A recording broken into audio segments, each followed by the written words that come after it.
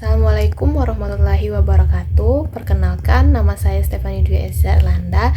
Di sini saya akan menjelaskan tentang artikel saya.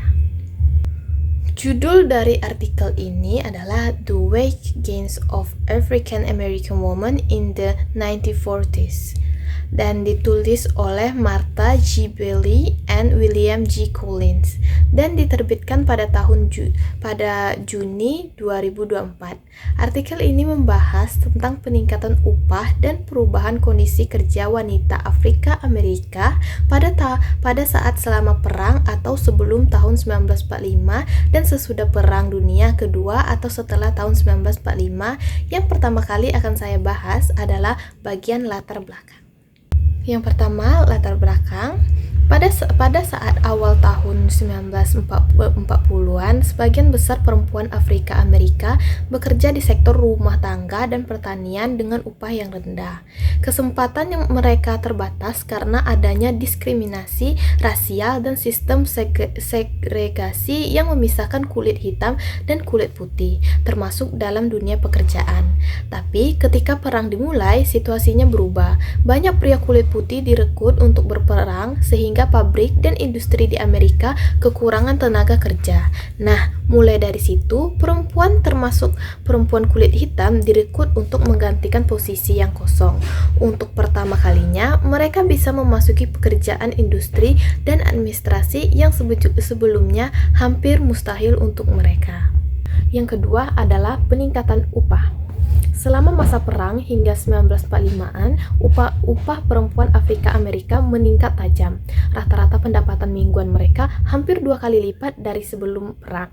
Kesenjangan upah antara perempuan kulit hitam dan putih juga menurun dari sekitar 44% di tahun 1940-an menjadi 60% di tahun 1945-an. Artinya, posisi ekonomi mereka mulai membaik dan kerja keras mereka mulai dihargai, terutama di sektor formal seperti pabrik, kantor, dan layanan publik.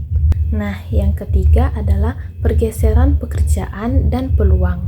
Persentase perempuan kulit hitam yang bekerja di sektor formal meningkat dari 27% menjadi 50%. Perubahan besar ini terjadi karena tingginya kebutuhan tenaga kerja selama Perang Dunia Kedua. Nah, sekitar tahun 1945-an, setelah perang berakhir, banyak perempuan kulit putih dan pria yang pulang dari perang kembali ke dunia kerja.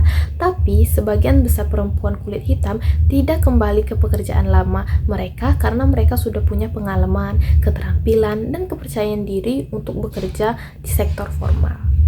Yang keempat adalah dampak sosial dan gender.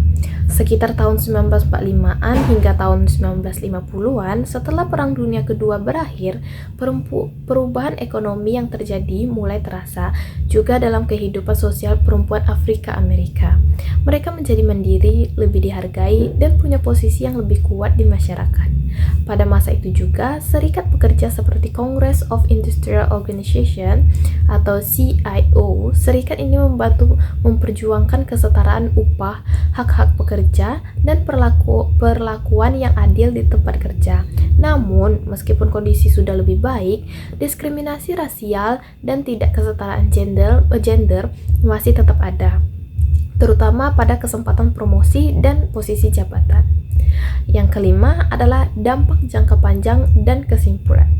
Nah, memasuki akhir tahun 1940-an hingga awal tahun 1950-an, perempuan kulit hitam mulai mendapatkan lebih banyak peluang ekonomi. Meskipun pada masa masih ada diskriminasi, perubahan ini membantu mereka meningkatkan taraf hidup keluarga, menyekolahkan anak-anak lebih tinggi, dan ikut mendorong perubahan sosial di komunitas mereka.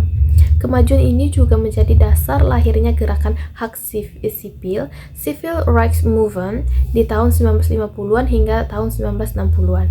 Jadi, bisa dibilang dekade 1940-an bukan cuma masa transisi akibat perang, tapi titik awal dari kemajuan besar bagi perempuan Afrika Amerika, baik secara ekonomi maupun sosial.